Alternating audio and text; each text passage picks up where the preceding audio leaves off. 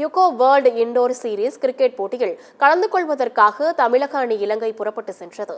America, Australia, India, New Zealand உள்ளிட்ட 10க்கும் மேற்பட்ட நாடுகள் கலந்து கொள்ளும் யுகோ வேர்ல்டு இண்டோர் சீரீஸ் கிரிக்கெட் போட்டிகள் இலங்கையில் 7 நாட்கள் நடைபெறவுள்ளன. இதில் கலந்து கொள்வதற்காக தமிழ்நாட்டிலிருந்து கிரிக்கெட் வீரர்கள் இலங்கை புறப்பட்டு சென்றனர். சோலா என பெயரிடப்பட்டுள்ள இந்த அணியின் கேப்டன் இலங்கை புறப்படும் முன்பு சென்னை விமான நிலையத்தில் செய்தியாளர்களிடம் பேசினார். அப்போது பேசிய அவர், கடுமையான பயிற்சி மேற்கொண்டுள்ளோம் என்றும் கண்டிப்பாக அதற்கான பலனை கொண்டு வருவோம் எனவும் தெரிவித்தார்.